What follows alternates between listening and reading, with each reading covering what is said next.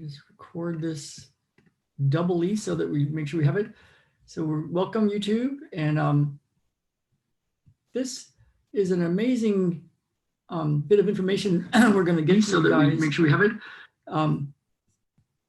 And it's some stuff that you might have heard, but I think you'll get some information that you haven't heard before. And let me just go ahead and put this on your little email link, so that if you're on our Miracles, Magic, and Coffee, you get this every week, the link to join us live, and you can also join us later. Okay, here we go.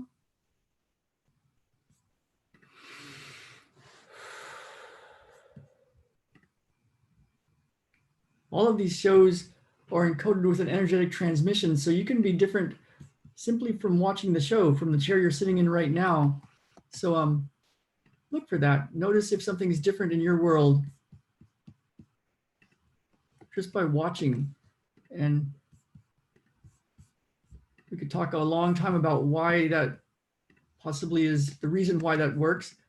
But the important part is it works. So, okay, so we're good there. We're good there. We should be good everywhere. Good. Good. Good. Let's go find our.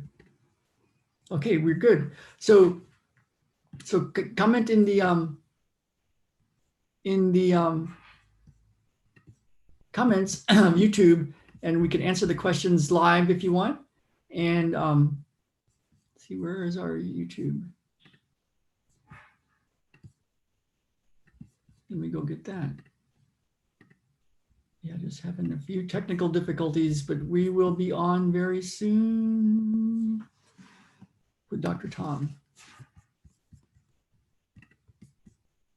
It's good, we're all family here, so we're kind of casual about the whole thing, right? Okay. YouTube. The important thing is to get you guys the information that can get you your health back, so you can get healthy enough to get on your own surfboard of life, and take your own wave. Take your own wave. Let's see. This should be live now. Yep, we're live. Okay, so we are good. Everything is good. Everything is a go. Yeah, so put your comments in and we'll look for those. Let me see. So I'll tell this story probably again for Dr. Tom Giamateo, because I'd like to hear his version of it, of what happened from therein. It was somewhere in the early 2000s, and I had a clinic in San Diego, 5 therapists working for me doing advanced integrative manual therapy, and helping people with their healing with chronic conditions of all sorts. And we had already been used to doing these things called elimination diets, where for 3 months you go off of gluten, and then you can go back on, and 3 months you go off of sugar, and then you can go back on. And we were doing these things. I even went once on a 3-month no sugar, no gluten thing. Talk about interesting to be going to bars and cafes with my friends and not having any wine, any beer, any gluten, no pizza in the regular ways. It was quite a journey. But at one point, we got a call from Sharon's office, Sharon Giamateo, the developer of integrative manual therapy, along with Tom Giamateo and Iolette, Sharon's daughter. And we got a call that said, get everybody, it was around Thanksgiving, I believe, one year, early 2000s. And we got a call that said, get everybody off of gluten, get your entire staff off of gluten, 100% gluten-free elimination diet, get all your clients off of gluten. I'll tell you why in winter school. And winter school every year was in February in Pasadena, so California. So we showed up, and Sharon Giamateo had an entire class on gluten, how to find the problems in the body around gluten, how to tell if somebody was eating gluten or not, how to tell where it was affecting them and how it was affecting them. And she just loaded us up. I think it was a 3 or 4 day class as part of a week-long winter school that we did every year. And then we started to do it. We were doing it already for a few months for ourselves, because when Sharon said something, we did it, because we found out it later came out in the research or later came out in the news, and it was useful for people's healing. And so, but then now we had the information about why it was important. And so we started to have our own clinical trial. You know, we had Sharon had, I think, 14 centers around the world. There was multiple centers, clinics like mine around the world that were using that integrated manual therapy method. And all of us were telling our clients to get off of gluten. So then what we had was a study, clinical study, you know, the people that went 100% off of gluten and the people that didn't. And then somewhere in the middle, the people that ate just a teeny bit here and there. And what we found was the people that went 100% off of gluten had major changes. I had one client, I'll share it in the newsletter, that had a big shift, total reduction in symptoms with multiple sclerosis. That's like, in her words, doctors' jaws were dropping because she went from being in a wheelchair or in a walker and in and out of hospitals and chronic pain and spasms to being able to run and just get her life back. She was in her 20s, I believe, mid 20s or so, upper 20s. And we were seeing all sorts of chronic conditions go away, sometimes in a matter of a day or two, and stuff that had been with people for years. But then we also saw people that didn't get off of gluten and how much of an effort it was, you know, getting better and then not getting better and then having relapses of all sorts of conditions. And then there was an interesting phenomena where we had people that were having gluten by mistake. And I was one of them in the beginning days. You know, you don't know that some things have gluten and some don't. And so, you know, they were getting a teeny bit of gluten. And we saw the results of that. So we had people that were 100% off of gluten, people that were eating tons of gluten, and then some people that every so often different levels of having gluten here and there. Sometimes by mistake, sometimes just they just decided they didn't want to give up their beer or something. And so we had a big shift. And later, Sharon said, "You've got to meet this guy, Dr. Tom O'Brien, a chiropractor, nutritionist, and he shut his whole practice down in Chicago and studied over 14,000 at the time peer-reviewed medical research articles and had a whole class on the science of it." And so we took his class and started interacting with him and his work. And later he actually moved to the Del Mar, California, just north of San Diego area. So every once in a while I'd see him in Whole Foods. And so we feel really blessed that we got this information early on, because it's something that is really big for our health. And if we can get other people to understand it, it's been really big. So I'm going to tell Tom the same story in a second, because I'd like to hear what his take on it is. Should be coming. There he is. Hi, Ralph. Hey, Tom. There you are. Good to see you. Yep. I got a cool story. I'd love to hear your version of it, because your side of it. I was telling everybody how it was somewhere in the early 2000s when you know, I had the clinic in San Diego, and there was numerous clinics like mine, Joe's clinic, and other people's clinics that were using all integrated manual therapy stuff. And you had the 14 or so clinics around the world, and we got a call.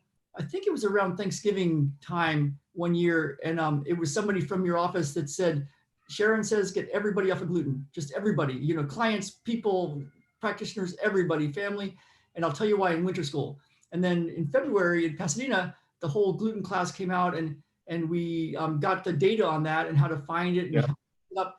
And so then all of us, all these practitioners had a clinical study, the people that got off of gluten, the people that didn't, and the people that got a little bit here and there. And so I was telling some of the stuff that I saw, but I'd love to start off with what happened back then that all of a sudden we got a call from your office, and what happened? Well, gluten has been a sore subject for a lot of people for the last 5 or 6 years. That everybody knows about gluten-free and those options, and even the food industry nowadays has, you know, Kellogg, all the cereal companies have gluten-free products, and you can even see a section of a grocery store having it, and people could request it online. But a lot of it came from a Dr. Tom O'Brien, who was a chiropractor in Chicago. And not so much his research, but he had a family issue where, you know, one of his parents passed away, and he really felt it was a irritation to gluten. So he championed this cause back in the early 2000s. And but gluten is a protein found in grasses.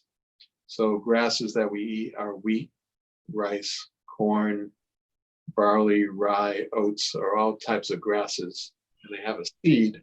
And in the seed itself, there's a protein called pyrimidines. Is the name of the family of proteins, and one of them is called gluten. Another one's called gliadin. Another one's called evian. So these are all different shades or different flavors of these grasses. And in the seed manufacturing, which we eat for the grains of rice that we call it, there's a high concentration of these pyrimidines, which everybody now just calls gluten for short, that irritate the system.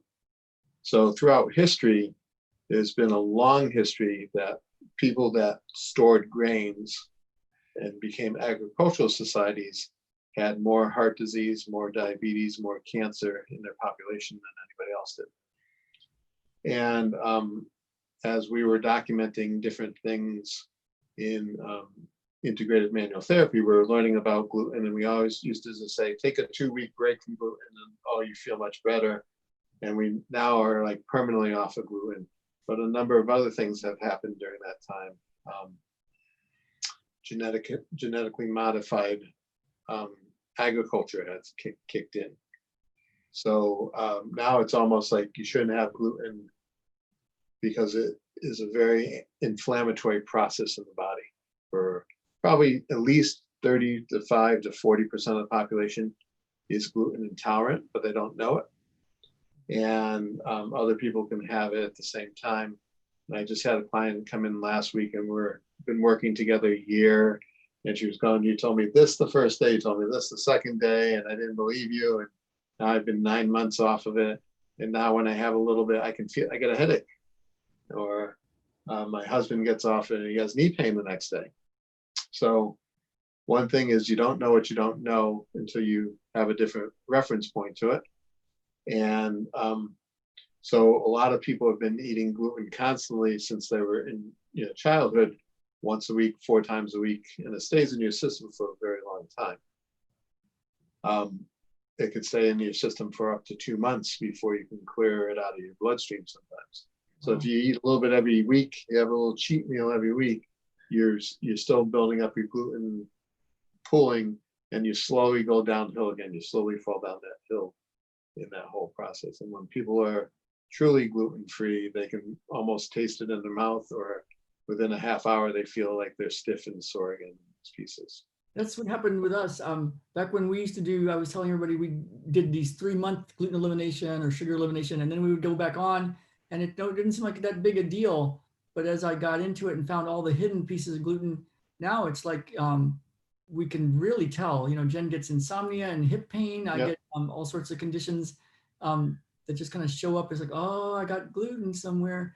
And so that's interesting. How did you guys, because I heard about it from you guys first, and then sometime in the next year or so, Sharon said, you got to go to this Dr. Tom O'Brien, and he's got the research, but it seemed like you guys figured it out ahead of time. But what happened back then when you guys called our office and said, get everybody off of gluten, we'll tell you about it in winter school? Or do you remember? Well, as we kept doing further and further research, and consciousness became a little bit stronger, we write these things called RBD, reflex biological disorders. There was a theme that came up that everybody was starting to have right hip pain. And when we had the clinics around the world, we were sort of like this big group of scientists, and we could see patterns, and it was really dysfunctional and very. It's showing up. It wasn't like that, and then it was like that. This right hip pattern. Yeah, and glycoside was coming into the Roundup was coming into the environment. I think that was the time that they were doing research with it, so that made it a little bit more irritant. So in 1950, Ralph, if you took a bushel of grain from the Midwest and you weighed that bushel, which is it's a basket that they fill up, it was weighing about 35 pounds. Today, that same bushel weighs 75 pounds because of the density of the plants that they're growing. Wow. More gluten in it. So we changed, those habits at the same time. And, I just finished a new evaluation and just saw the patient's jaw drop when I said, gluten is one of the things we want to get you off of in the future. So, and Nice of you to see in the future. yeah, but when I was going to culinary school, I had to do a report on Dr. Kellogg and another one on grains. And there's references, again, looking at all different societies. And they said, well, the Italians don't have it. The Germans don't have it. The Chinese don't have it. And the country of Italy tests every child around 10 years old to see if they have intolerances to gluten. And they actually give them, they can clinically see it in their genetics, and they put them on a modified welfare that everybody gets subsidized. Yeah, So we went to Italy for our honeymoon. You could get gluten-free products in the pharmacies. Yeah. So it was subsidized, paid by the government, paid by the insurance, because they knew that they were saving lives at the same time. They did another study with celiac is the total disease when you actually have bleeding and stomach cramps from that piece. So that's the top 0.1%. Those are the super canaries in the area. Then everybody else says, I don't, it doesn't bother me. It doesn't do that to me. And if some of our it's something in the country, in the world that we should respect along the way of pieces everybody may have a gluten intolerance, even though you may not be sensitive to find it. It may not help, do those things. And, and we can watch patients' tissues. If somebody has a lymph drainage problem, if they're not off of gluten, they're just shooting themselves in the foot, right? Yeah. So if you have any kind of inflammation problem, it's worth a 100% gluten-free try and see what changes. So in gluten, we have to be off of wheat, right? Wheat, barley, and rye are the minimum. Oats is definitely a super strong suggestion, but because the group of proteins is called pyrimidines that cause the inflammation in the body, they can test specifically for gluten, but the other kissing cousins they don't test for. So the oat companies can legally say this is a gluten-free product, but the next kissing protein that's irritant to the system is still in it. So it's like saying poison ivy or poison oak. If you're allergic to one, you're probably allergic to both of them, type of thing. Yeah, and so I want to go into a couple of questions about some things. Is it gluten-free or not? What we found is if somebody got a little bit, and I think I remember from Dr. Thomas O'Brien what he found in the research, like they were saying, one little bit of gluten every month negates the benefit, and we found it to be true that if somebody went 99% gluten-free, they didn't see big changes. But if we could find all the hidden pieces and get them 100% gluten-free for a period of time, that's where we saw a lot of magic, especially with the chronic autoimmune and neurological stuff. And it's in so many body products also. I noticed my hair product when I got it out of my hair products, my hair didn't look as good, but when I tried to put my hair product back on, I could literally feel the swelling and see like a little darkness come around my eyes and the brain fog. It was interesting. Yeah, they'll label it wheat products on there, wheat proteins, wheat thickeners, and gluten also makes a paste, and it makes a paste in our body too. So if you took water and flour, you could do wallpaper with it. You can make mache. Yeah. So it feels that way in the body after you get it out of the body and notice it. So there's a couple other, that study that you're referring to was done in the Netherlands, where they took people who were diagnosed with celiac, and they took 10,000 patients, and they took another 10,000 and they asked, did you cheat once a month or not cheat once a month?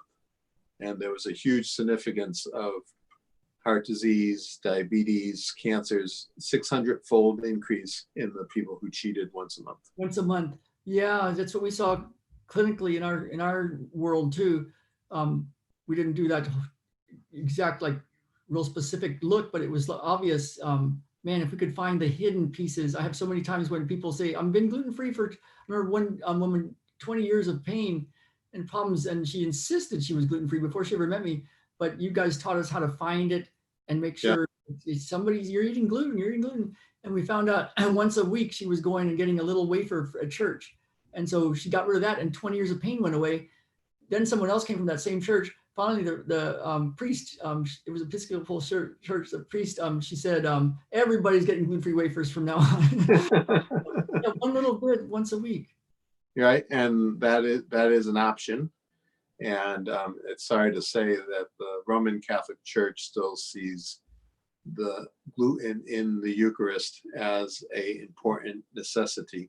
Oh, Episcopalians don't, at least not the church we saw. So, and the Archdiocese of Connecticut, some clients asked if we could get gluten-free, and they said absolutely not. Wow. And some sects of Judaism, the more Orthodox sects, also say that they during Passover they remove gluten from everything, and then for their Passover dinner they have to have this gluten piece too. And it can only be gluten. It can't be the representation of a cracker or a piece of bread. Oh, that brings up a question. I have people, different people saying stuff. Some say, well, if you go to Europe, it's not as bad. And then other people say, well, I've seen healers that say, I just cleared it. Look, we muscle tested and they test strong for gluten now. And then even the person that got the healing session will say, yeah, I ate pizza that night and I was totally fine. Have you seen, or what do you think of somebody being and Dr. Thomas, what's his name? The late David R. Hawkins in his book, Letting Go, said that if somebody's at a high enough consciousness, love, peace, acceptance, those levels of consciousness, that they're not hurt by EMFs and fragrances and gluten. And have you seen anything like that? I haven't.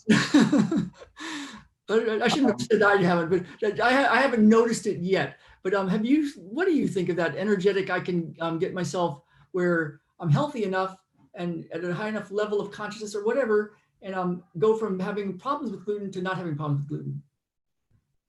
I haven't found anybody that's consistently been able to clear it for a long time. That's been my experience too. I was just curious.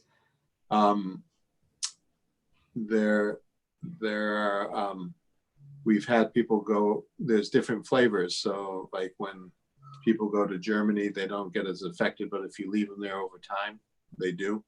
It's almost like people, they used to move to Arizona because of the dry weather, they could stay away from the allergies, but they really found that it took 7 years and their allergies would come back because it was a different group of allergens. So every regional section of gluten can have slightly different flavors, so it may not affect you as much. And there's a couple ancient grains of gluten, and some students and clients have said, no, this still has gluten, but it's the heirloom gluten. So, and it doesn't irritate as much, but eat enough of it, it's still a bee sting sometimes. Yeah. And the energetic forms, in light and absorption, I haven't really seen a study, but I'm sure there could be a couple out there. But changing the frequency, praying over your food does, I imagine, help absorb and appreciate, the absorption of the food and make it a little bit better in that process. And I've seen people do that in my presence, and they haven't asked me to check before and afterwards. So yeah, that would be a good check if you could stay neutral enough. Like if we think gravity is going to affect everybody, we're kind of biased. So it's hard to do that for a long time. If somebody gets healthier and healthier, like they get a lot of integrated manual therapy, they get a lot of healing, they do a lot of consciousness work. What happens? Have you noticed an effect on their relationship with gluten? Like, are they more affected, less affected? Does it change? Well, I have two. When you become healthier, you can't eat the junky stuff anymore, right? So when my stepson was 18, 20 years old, actually like 21, 22, he was still in college and everybody was drinking beers, he'd drink his second glass of beer and have his liver hurt him and he couldn't drink anymore. And all his friends were pounding down a case and a half, but they're so numb. You know, what is your standard of health and what is optimal health? So if you buy a Porsche or a Ferrari and you put a bad tank of gas, you know, low grade gas in it, you're going to see the effects of the motor, right? If you keep doing that every week, you forget what the performance should have been on the car then afterwards. And that's where I feel a lot of people in the United States are. Yeah. Right. They're getting along, but they also take Tylenol 3 times a week. Or are they getting along? Or they put Bengay on their shoulder, or they're doing something to reduce a symptom out there. And, you know, I feel and you feel that, you know, we haven't touched an aspirin in years, right? So there's the definition of being a Porsche or a high quality machine, or just something that's chugging along, and the person is eating all the Coca-Colas and everything else, and drinking all that stuff. They're sick and they can't feel the difference. So, and Yep. it'll take them longer to get out of a gluten diet than be in the gluten diet type of thing. Yeah, I remember when I was running fast marathons, you know, 2.5-hour marathons, and I could run 22 miles hard on a Saturday or Sunday morning. And after Feel great, right? I feel great, and I would drink 2 Coca-Colas right after I ran, and then go have a bunch of pancakes with syrup. And I every night after work, we had a little M&M machine. I'd eat M&Ms, and I had severe anxiety. So it's like I could perform athletically at a high level. Also had teeth that were not doing well. So yeah, it's interesting. I could handle all that Coke and stuff, but Well, you were using it and you were eating it, but again, you had anxiety. So that's a symptom, right? So again, if you don't know what you don't know, and I came from, you know, studying in college, drinking a whole liter of Coca-Cola and having to drink else. And I still actually crave it once in a while and along the way. So the other parts of gluten that people don't really understand, Ralph, is that it causes inflammation deeper and more for people's bodies than anything else, because the gluten protein itself is very similar to the structure of a cartilage protein in the body. So there are only 2 amino acids off in the protein. So if there's 100 amino acids making up cartilage, there's 100 making up gluten. There's only 2 different, just 2 of those units are different. So they look pretty similar. So I've had, I would say 60 to 70% of my rheumatoid arthritis patients, if they really went off of gluten, they've had some significant change. And at graduations at the school, we'd have the grandmother, the grandfather, and everybody really proud. So you have the family members come up and say, thank you for teaching your son this technique, or your daughter. And they told me to get off of gluten, and I used to have a cane, and now I don't. yeah, we've had a similar experience with our family members. So that's really, yeah, it can be a simple, not easy, because you have to figure out where all the gluten is, but Yeah. it can be huge. So we also, oh, go ahead. I share this last piece, is we also know that gluten is helps calm the body down. It actually acts like an opiate. It is the actually, same receptor, I think. right? So the pain receptor for opiates, which are heroin and morphine that people use and get stuck on. So people get addicted to the piece of gluten. So I'm going to describe the scene for you. Come home, you have a nice big chocolate chip cookie that just got out of the oven.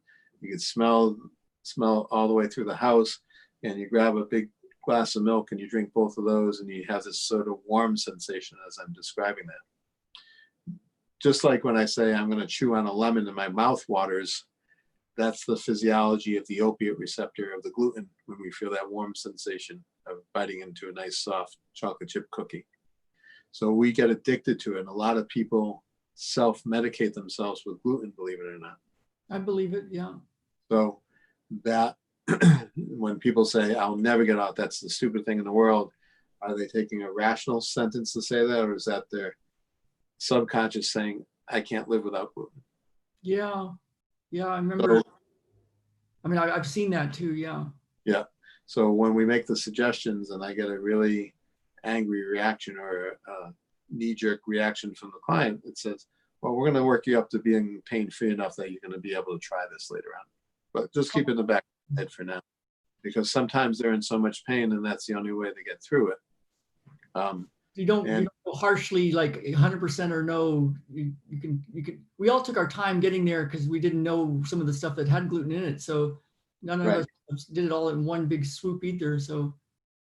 And about 2 to 3 weeks out, when it's getting out of your bloodstream and your gluten medication is starting to wear off, your subconscious is going, you already did really good for the last 3 weeks, so you can cheat a little bit on here. Yeah, I've seen that's enough of a bee sting to keep that going on and on. Really important as practitioners, what I've noticed is people will autocorrect and make all sorts of workarounds to why their pain came back. Like, oh, I took an extra Zumba class, or I did this, and it's like, you got gluten. And if you can just get them to realize that connection, you could save somebody's life, because it's like, it's so easy to just start to think it couldn't have been that little piece of something I had at so-and-so's birthday. It's right. Like, it doesn't seem possible. And the effects could be up to 7 to 10 days later. Yeah, so it's hard to track it. What about like distilled vinegar? Like that was one thing that, I just did some research today because we had to find a different sausage source, and so we were looking at that, and I tested it, and I want to talk about testing and manual therapy for it in just a second. I know we have time coming, but your thoughts on distilled vinegar, when it says vinegar on the label or distilled vinegar? Even alcohols, right? A lot of the alcohol groups say that grain vodka or the rye or the rum doesn't have the gluten protein in it. But in a homeopathic view, all those things still have the energy of the gluten, so they are very effective. And would it be homeopathic in a term of like it's homeopathically helping you, or it's like it's a contamination of a little gluten? It's a contamination. And so what do you think of when you see the word vinegar on a label? I try to find the source of it. Like apple cider vinegar is made from apples. Yeah. So I'm not sure how much vinegar is made from the grain pieces, and most of it. Like a lot of it is apples and rice and corn, and then some is wheat as well. And yeah, the Celiac Association says that it's gluten-free and that most of it is apple or non-wheat. But so that's interesting. What about like you've taught us how to test for it to see if a food tests for gluten and if it's good for you or not. And can you talk about that? Like, do you feel comfortable? You taught me how to do that. When you see somebody, you're out somewhere, you're traveling, and it says, oh, there's a little gluten, there's a little vinegar in this, but the label says gluten-free. When you test it, how do you feel good about it? Like, yeah, I could really tell if it somehow got a teeny homeopathic dose of it, or that's been a thing for me to really try to figure out. Well, when we do the body testing, we used to look at the pulse of the lymphatic system. Mm-hmm. And that's sometimes very hard for some people to feel. Yeah, for other people, but like for you and me, testing, if you tested lymph and it tested well, and you test the cecum and ileocecal valve, and it's like you don't feel it, and you do any kind of like checks of stuff. That's like getting it 90% right? So that's all I can say is if it tests good to all your testing methods, then it's probably going to be okay. But if you feel the symptoms later, maybe you want to go back and see it. Okay, and then can you talk a little bit about like, there was that whole class that we took, and we kept working with to manually with your hands feel if somebody has a problem with gluten, to feel where it is in the body, and then do manual therapy techniques to help fix it up right away. I remember we had one woman that in San Francisco at one of the intensives, and she came in very, very practically suicidal. and lots of loss in her family. And Sharon said, "This is gluten." And so we Right. worked with her for a few hours, and she still had loss, but she wasn't like despair, distraught. And in a few hours, we got her back. And then she realized, okay, I got to make sure I stay off of gluten. Even though she had had a lot of loss in her life. And it was like, you would think, well, that's reasonable that she's so distraught. But fixing up her that part of her colon made a big difference in just a few hours. Can you talk about the manual therapy approach to this extra piece? Yeah. Well, two things are that in Chinese medicine, all the organs have feelings and emotions around them. So there, and Louise Hay mentions that in her book, You Can Heal Your Life. So we found by doing a topic technique called visceral manipulation in Bodywork that way, when you release different parts of the organs, different emotions would be released at the same time. So there's a section of the large intestine, small intestine called the Ileocecal Valve, and it's pretty famous in chiropractic. George Goodhart wrote about it, and a couple other people can give you all the irritations. And I would say all the irritations and causes disc herniation of L5. Okay, and we found that gluten is very sensitive, and when we palpate somebody's right hip and it's more swollen in their hip region than the other side, we know that they ate gluten. Okay, and the emotions that are tied around an inflamed ileocecal valve, we call them victim-victimizer. So somebody that's always blaming the rest of the world, it's externalizing things, that when that inflammation is there, their glasses seem like the world's attacking them.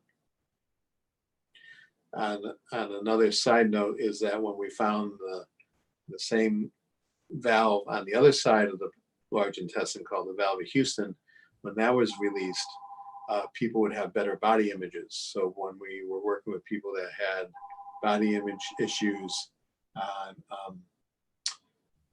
bulimia or anorexia, when we released that tissue over there, they seemed to have, we had physical therapists that had history as those in their childhood, and they said, well, now that I'm looking in the mirror, I don't see a fat person anymore. Yeah, so it's amazing how right, with the diagnostic tools that an IMT practitioner has, they can actually see where the gluten is sitting. So it could be in the knee joint and they have arthritis. It could be sitting in the heart and they may have heart issues. They could be in their brain and they can have migraine headaches from it. So that it feels a little bit higher diagnostic tool. But when that all comes together and you take it all out, when that flavor's out of your body, then things seem better and the people can see better, feel better, and not be that way. Yeah. And they were using when, the same thing happens with, when you hear the girlfriend has a bad breakup and she goes and gets milk and cookies, or she goes and gets a pint of ice cream to drown her sorrows, we can actually hold memories in our fat tissue. Mm-hmm. And when we were working with super detox diets, as we got down to the layer of fat that was detoxing, people would have memories of that things too. Yeah, and you trained me over all those years and continue to, and you have I made you the beginning of a little web page. I sent it to you the beginning. I'm going to finish it out today because you do Zoom meetings for people. Is that just for practitioners or is that for anybody? I mean, actually anybody can become a practitioner. Is that for everybody to join you on your Zoom calls? Yeah, they just have to contact me and we'll be happy to, it's for the IMT community, and everybody, we have a group of about 50 people and 20 to 30 people join on Tuesdays and Friday night. Yeah, I'm going to share that more. I'm making my own webpage for that to just direct people to it. So every time they can be on your list. So if you go to info@imtwellnesscenter.com, imtwellnesscenter.com, you can join Tom's list to get on those calls and get weekly trainings. And then of course it's in person in Connecticut. Yeah. And so, we do those processes to make sure that everybody's safe, and we have people in the West Coast, people in the middle of the country, and we see how everybody's doing. surviving with the COVID issues and things like that too. Great. So, yeah, so look for that. And then look for any of my links if you want to join our stuff, autoimmuneanswers.com, or that's a good place to start. And I want to, there was a story, well, I got a couple minutes. I was doing a little something on the sly here to, so if you want, you can test out how your hip feels. Go walk around and see how your right hip feels. Because I've been working on my little friend Yoda here. I had one hand on his ileocecal valve and one hand on his forehead, and doing stuff, playing with stuff, basically downloading Tom stuff into my little Yoda. So so it's for you guys, and if you want to test it, that'd be kind of fun to hear if something changed. But it's nothing like getting some hands-on from Tom or from me. So give us a call. I'm excited to walk around a little bit later. And yeah, check it out. Let me know what you notice. So yeah, I had one. I don't want to tell too much of this story, but I had a little girl once that she wasn't running. She had lots of pain. She had lots of stuff. I was working for somebody else at the time in the in between of trying to getting set up up here, and I was like, oh my God, this is gluten. So I put my hand on her ileocecal valve and her hand on her forehead, and her mom was asking me all these questions the entire 40-minute session, and I was just watching it unfold under my hands. And she came back the next week. Her mom wanted a session from me because the little girl was running and not having headaches, and the parents were like looking at each other like, "Can you see what she's doing?" So you start to shit. And she went gluten free. She was a little crying about it, but she did. So that was heartwarming to see. It hurts for the first 3 weeks, and then it gets a little better after It gets that. better. Yeah, you get freed from it. Well, Tom, thank you again, man. Awesome to see you. And the replay link is already in people's things. So we'll see what people say, and we'll see you next week. Have a nice week, Ralph. Bye. Thank you. Thank you, Tom.